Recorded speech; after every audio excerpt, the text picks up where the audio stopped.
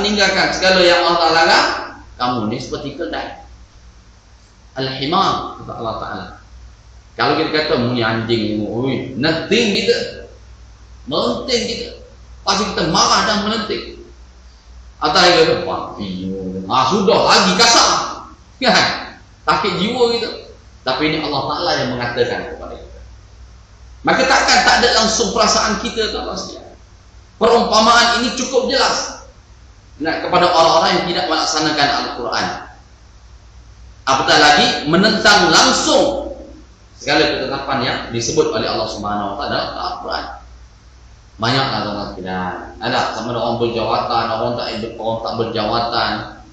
Ada orang yang berseman di kedai kopi, orang yang ada jawatan, orang yang berpangkat tinggi, wakil rakyat, pemimpin negara, yang tengah-tengah untuk mengutuk Al-Quran. Saya pernah sebut semua Ramadan dulu, apabila ada seorang menteri yang tengah-tengah menolak ketetapan Allah Ta'ala dengan mempertikaikan hukum potong tangan kepada orang mencuri. Pasal apa nak pikirlah tangan mereka? Nak? Tuan-tuan boleh tengok ada YouTube, carilah. Ada je, jumpa. Kan? Baik bagi kerja kat mereka. Mampu tuan-tuan sekalian. Kau fikir dengan logik akal, macam itulah hari ni. Macam itulah hari. Tak tahu lah, saya pernah sebut juga pada tuan-tuan dulu. Saya terlibat dalam satu kes mahkamah syariah kan. Apabila ni hakim sendiri yang sebut, saya ulang semula cerita ni.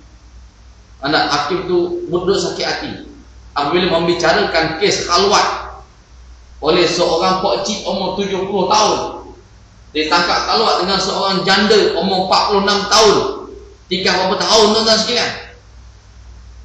Nah, 70 tahun, dunia kata pergi, akhirat kata mari, tak sedar diri lagi. Dia kata kalau undang-undang syariah dalam negara kita, hukum khalwat, enakmen dalam khalwat, saya tak ingat berapa pasal berapa enakmen dia. Tapi hukuman dia, denda tak lebih RM3,000 dan penjara tak lebih 2 bulan. Itu yang paling tinggi lah.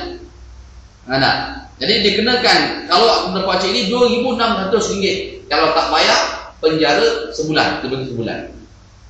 Penjara sebulan. Sengih pakcik ini. Nak buat mana? Orang banyak sen, kontraktor. Ditangkap di hotel Taman Cukai Utama. Hotel Budget Inn. Hotel Budget Inn di Cukai. Dia kata kalau ni hakim kata ni kalau ikutkan undang-undang ni memang tak padan. Kalau ikutkan saya sakit hati. Dia sebut, hakim ni sebut. Pernah saya kendalikan satu kes juga orang kaya. Bila kata denda dia 2,500, hampir 3,000, dia kata apa? Tuan hakim, saya dah bayar 10,000 advance saya. Kalau saya tangkap lagi, tu tolak dia. Tuan-tuan masa Allah sekalian, apa perasaan tuan hakim dia buat? Aku nak bagi undang-undang lain, satu yang termaktub dalam enakmen dia. Kalau dihukum dengan hukuman yang lain, dia pula yang kena cas. Hakim pula yang kena cas. Tapi kalau kena orang macam ni, tak sakit hati ke kita? Tak sakit hati ke? Boleh dipermain-mainkan. Buat nganying gitu, tuan-tuan. Saya bayar dah 10,000, ada advance. Kalau tangkap, tolak je lah. Apa dah orang ini nanti lah. Nampak? Dia kenapa? Apabila kita tidak menjadikan hukum Allah Ta'ala, ketetapan Allah Ta'ala itu sebagai satu panduan kepada kita, maka pastinya kita tidak akan percaya, tuan-tuan sekalian. Tak akan percaya.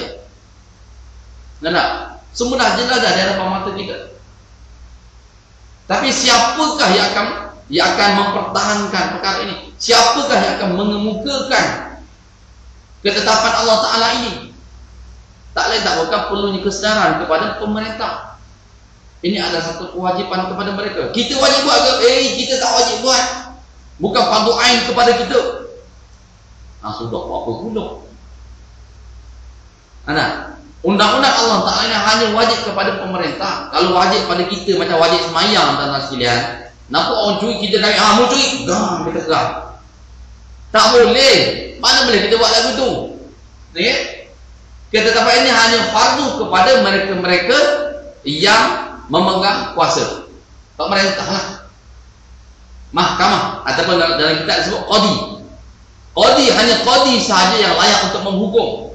Kalau kias zaman kita sekarang ni mahkamah lah. Siapa yang mencipta mahkamah? Siapa yang menguasai mahkamah? Pemerintah lah.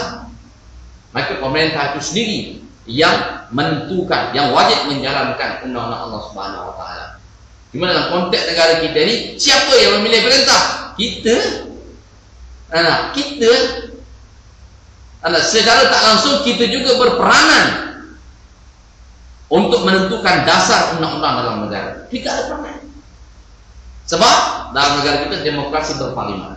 Bukan dari situ politik kan kita dapat. Ya. Agar kita dapat paham dengan sejelas-jelasnya. Kerana Allah Ta'ala menyatakan secara jelas, ini Al-Quran. Apa guna kita sabar tahun kita duk didenakan dengan nuzul Quran, tapi Al-Quran itu sendiri, padan duk baca je lah. Betul, baca tu dapatlah pahala, tapi baca tu sunat. Oh wajib, ni. Praktikkan segala apa yang telah Allah perintahkan kepada kita. Daripada segenap surah. Satu kenyataan, saya terbuka satu blog tuan-tuan sekalian. Saya terbuka satu blog yang tegang-tegang saya kata, ni orang ni kafir ni rasa-rasa. Sama ada dia punya admin dia orang kafir, kalaulah saya kata kalaulah admin yang orang Melayu confirm jatuh kufur. Sebab apa tuan-tuan sekalian? Mempertikaikan tentang hukum orang perempuan kena pakai tudung. Ini telah menyalahi hak asasi manusia. Kata dia. Kata berat ni. Kalau dia non-Muslim, tak apalah main kafir dah.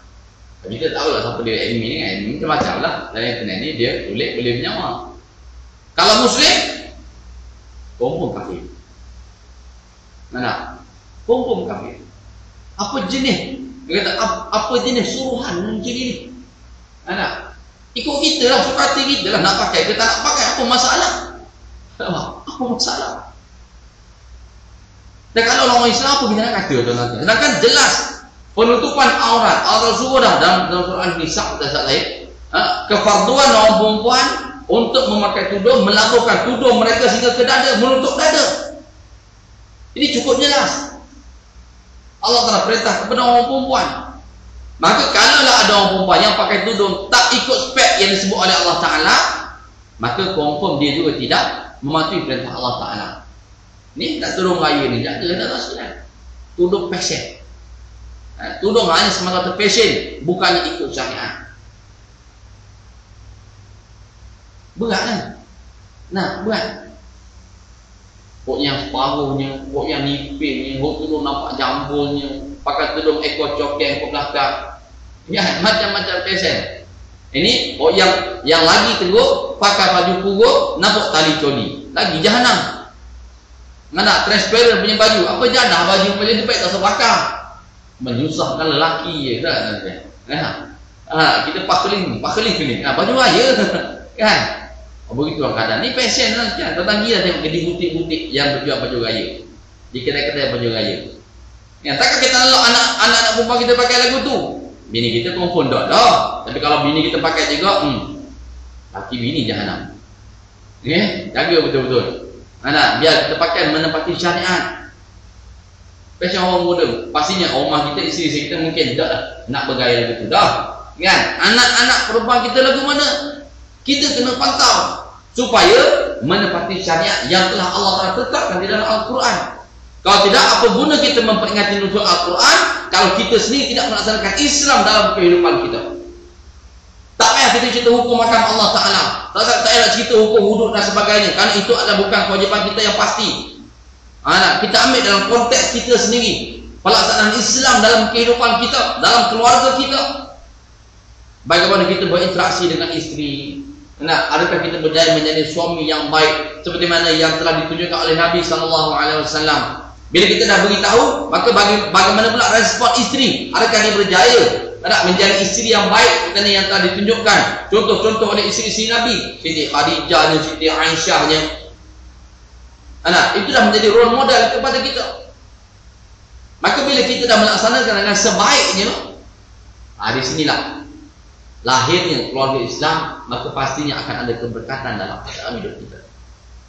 Bila kita dah tak sekufu, nak berlaku cerai, cerai pula. Bukan kita minta cerai itu, tidak. Tapi bila berlaku seperti ini, maka bagaimanakah kaedah yang betul untuk kita buat? Nabi pun ajar macam mana cara nak cerai. Sebab Nabi ni bercerai. Kan, Nabi pernah menceraikan salah seorang isteri dia. Kalau tak silap saya, nama dia Zainab. Zainab ataupun Saudah, antara isteri-isteri dia.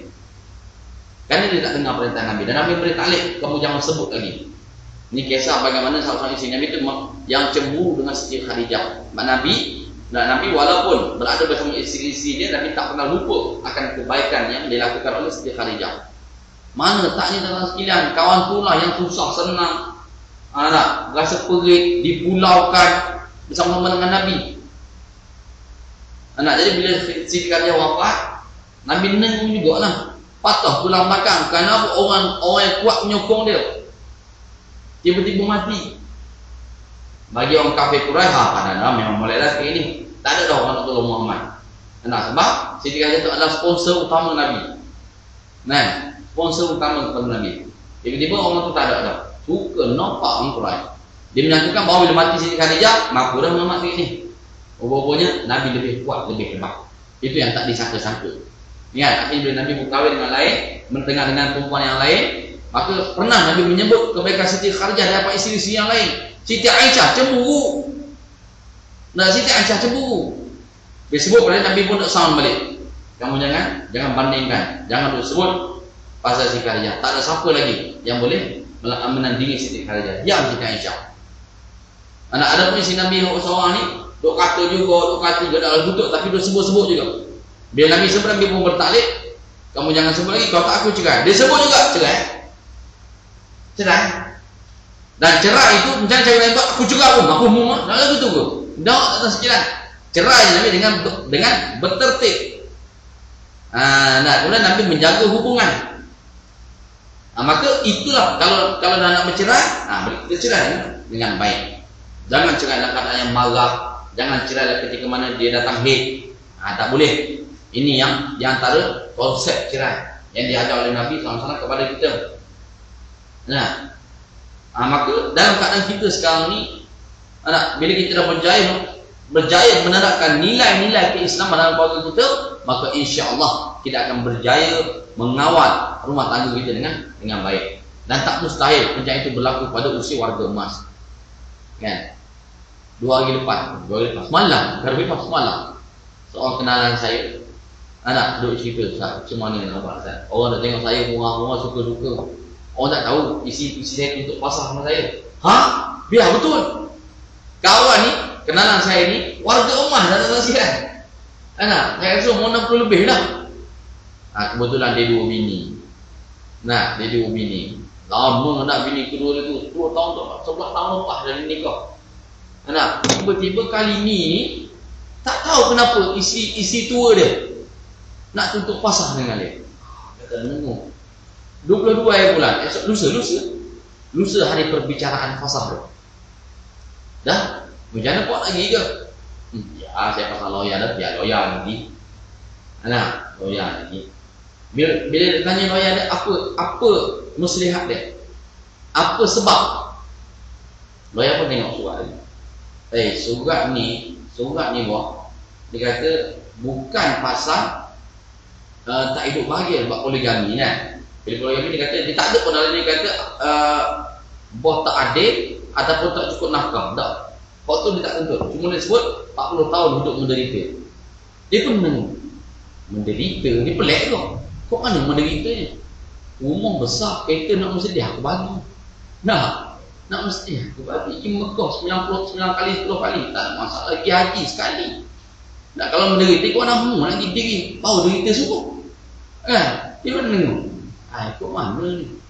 Lepas tu bila tanya lawyer dia, macam mana ni? Satu je bawah saya. Dia nak kata, nak kata. Sebab kalau tutup pasar, si sini ada hak untuk menuntut harta sepencarian. Ini kaedah. Jadi mikir tak nak kata. Bapa selama ni hidup nak kata dah kenalan saya ni bukan calang-calang juga. Businessman. Businessman. Rumah bini 20 besar. Nah, tapi begitulah keadaan. Bila